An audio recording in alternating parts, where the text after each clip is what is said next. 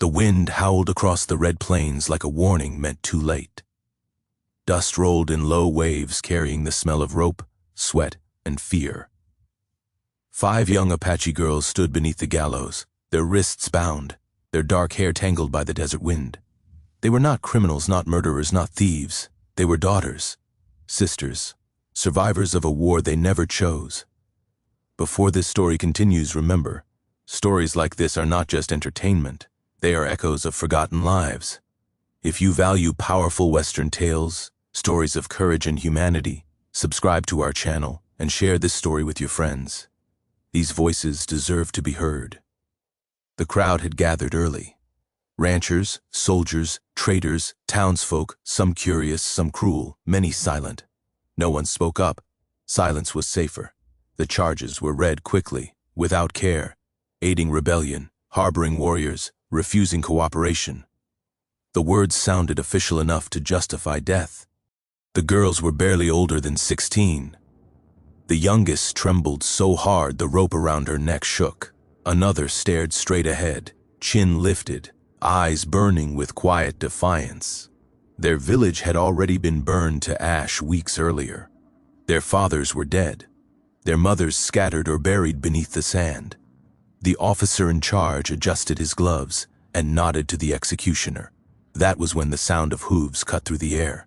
One rider came fast from the western ridge, coat flapping, horse lathered in sweat. He did not slow as he entered the square. He did not look at the crowd. His eyes locked only on the gallows. Stop! The shout cracked like a rifle shot. The crowd turned.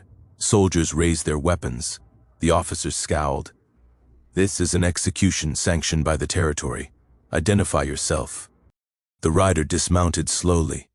He was tall, broad-shouldered, weather-worn. A rancher by the look of him, dust in his beard, sun carved into his skin, a man shaped by hard land and harder choices. My name's Eli Mercer, he said evenly. And you're about to murder 5 innocent girls. A murmur rippled through the crowd. The officer sneered. They're Apache. Eli's jaw tightened. They're human. The officer stepped closer. You got proof they're innocent, rancher? Eli reached into his coat, not for a gun but for papers. Treaties, statements, witness accounts. He threw them into the dust. I do. And even if I didn't, hanging children won't bring your dead back. The officer laughed coldly. You're outnumbered. I know, Eli said. That's why I'm still standing here. The executioner hesitated. The girls looked at Eli now. Hope flickered, dangerous, fragile. The officer gave the order. Eli moved. He drew faster than anyone expected. Not to kill, but to shoot the rope supports. One snapped. Then another. Chaos exploded. Horses reared. People screamed. The girls dropped to the ground coughing, gasping, alive. Eli grabbed the nearest girl, slashed her bonds, and shoved her toward his horse. Run! Shots rang out. Dust filled the air. 2 of the girls were dragged away by sympathetic townsfolk. One soldier froze, unable to fire. But the other 2 girls were seized again, dragged back toward the gallows. Eli stood between them and the rifles. You'll have to shoot me first, he said. They did. The bullet tore through his shoulder. He didn't fall. The crowd went silent. Enough, an older man finally shouted. This has gone too far. By sundown, blood stained the dirt. 2 girls lay free. 2 were wounded but alive. One, the youngest, never rose again, her small hand still clutching the torn edge of Eli's coat. Eli collapsed beside her, and the West held its breath. Eli woke to pain and fire. His shoulder burned, his ribs screamed. But he was alive. He lay inside a crew. The cabin. The smell of sage and smoke thick in the air. Someone had cleaned his wound. Someone had stayed. 3 Apache girls sat near the hearth. They watched him silently. When he stirred, the eldest stepped forward. Her name was Naya. Her voice was steady, but her eyes carried a grief too heavy for her years. You should not have come back, she said. They will hunt you. Eli swallowed. I already lived a life running from things, he said. Didn't end well. He learned what happened while he drifted in and out of fever. The town tried to deny responsibility. The officer was transferred. No justice came. It never did.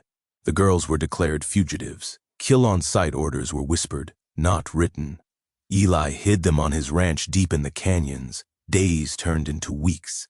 He taught them how to ride at night, how to read tracks, how to use a rifle without loving it. They taught him their language, their songs, how to listen to the land instead of conquering it. But the West does not forgive defiance. They came at dawn, soldiers, bounty hunters, men who wanted the reward more than peace. Eli stood at the corral, rifle in hand. The girls stood behind him, armed now, not as victims but as warriors of survival. "I won't let them take us again," Naya said. Eli nodded. "Then we make our stand count." The fight was brutal and fast. Horses fell, bullets sang, smoke clawed at the sky. One by one the attackers retreated, but not before fire reached the barn. Flames roared. Eli was hit again, this time in the leg. He dropped to one knee. Naya ran to him. "You saved us," she said fiercely. "Now let us save you." They dragged him through a hidden ravine, away from the smoke, away from the ranch that had become a target simply for choosing mercy. At the river's edge, Eli pressed something into Naya's hand. Deeds, gold, proof of land ownership. "Go south," he said. "Live." She shook her head, tears cutting clean lines through the dust on her face. "Your fight is our fight." Eli is mild, weak, but real. Then make it mean something. For when the soldiers found the burned ranch, they found no bodies, only ashes, only silence. Years later, stories spread across the frontier of 5 Apache girls meant to die, of a lone rancher who stood where no one else would, of a choice that cost everything and changed more than one life. Some said Eli Mercer died that day, but others swore they saw him years later, riding the high desert with Apache women at his side, guarding caravans, freeing prisoners, becoming a ghost story told to cruel men as a warning. Because in the Wild West, guns were common. But courage, that was rare, and it was unforgettable. The night after the fire was so quiet it felt unreal, like the land itself was holding its breath. Eli drifted in and out of consciousness as the canyon walls slid past above him. Every jolt sent lightning through his leg, but he refused to cry out. The Apache girls carried him with a strength born not from muscle alone, but from necessity. They had learned early that survival did not wait for comfort. Cold river water shocked him awake. They lowered him onto smooth stones beneath a cottonwood, moonlight breaking through the leaves in silver shards. Naya knelt beside him immediately, her hand steady as she examined the wound in his thigh. The bullet had gone clean through, but blood still soaked his pants. "You stayed when everyone else turned away," she said quietly. "Now you must stay alive." Eli forced a crooked smile. "That sound like an order?" "It is," she replied, and for the first time there was something close to a smile in her eyes. They worked quickly. Firelight was forbidden. The soldiers would search the riverbanks by dawn. The girls used crushed herbs, cloth torn from their own dresses, and water drawn upstream to avoid leaving signs. Eli watched them, half awed, half ashamed. These were the same girls who had stood with ropes around their necks. Now they moved like shadows, calm and precise. Before the pain dragged him under again, Eli spoke. "If you leave now, you still can." Naya shook her head. "If we leave, they will say you acted alone, that you were a madman. If we stay, your story lives." The fever came hard that night. Eli dreamed of the gallows, of the youngest girl's hand slipping from his grasp, of the officer's eyes, cold, certain, already forgiven by a system built to protect him. He woke gasping, reaching for a rifle that wasn't there. When dawn broke, the girls were gone. For one panicked moment, Eli thought they had left him. Then he heard footsteps, careful, deliberate. 2 of them returned, dragging branches behind them to erase tracks. The third carried food and a canteen taken from a patrol camp. "They are hunting the ranch," one of them said. "Not the river." Eli exhaled slowly. "Then we bought time.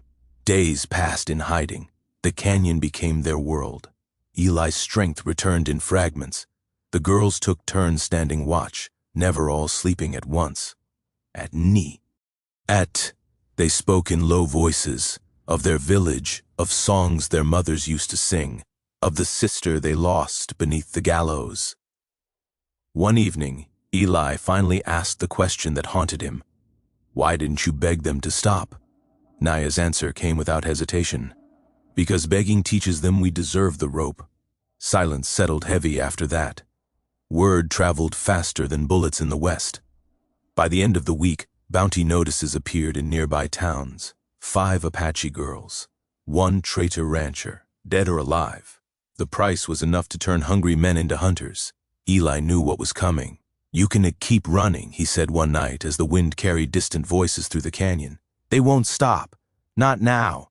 Naya met his gaze. "Then we don't run." They moved at dawn, not toward safety but toward truth. Eli led them through an old cattle route into a settlement where merchants still remembered him, where a newspaper man owed him a favor, where a preacher still believed in confess. Sean without a gun behind it. They entered the town openly. Rifles appeared. Doors slammed shut. Fear moved faster than reason. Eli dismounted slowly, leaning on a cane carved from mesquite. "We're not here to fight," he called out. "We're here to be seen." The sheriff stepped forward, hand hovering near his holster. "You're a fool, Mercer." "Maybe," Eli said, "but I'm an honest one." Naya stepped beside him, lifting her chin. The other girls followed, faces unbowed, hands empty. "They tried to hang us," she said clearly, "without trial, without proof. If that is justice, then say it loud so the children can hear." The crowd shifted uneasily. A woman spoke up, then another. Someone remembered the treaties. Someone else remembered the officer's reputation. Doubt, small, dangerous, crept in. The newspaper man arrived late, breathless, eyes wide. He looked at the girls, at Eli's wounds, at the scars left by rope burns not yet faded. "This is a story," he whispered. "It's the truth." Eli said, "Print that." That night, the town buzzed. Soldiers were summoned. So were witnesses. The officer who ordered the hanging was called to account, not by law, but by exposure, by daylight. It wasn't justice, but it was enough. The kill orders were quietly withdrawn.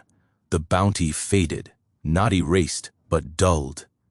Eli and the girls left before sunrise. They never returned to the ranch. It was too visible, too symbolic. Instead, they rode south, where borders blurred and people were harder to classify. Years passed. Stories changed, as they always do. Some said the girls became scouts. Some said they vanished into the mountains. Some swore Eli Mercer died from his wounds not long after. But every so often, a caravan crossed the desert safely because unseen riders watched from the ridges. Every so often, a prisoner escaped a rope because a voice shouted stop at the right moment. And whenever someone asked who they were, the answer was never the same.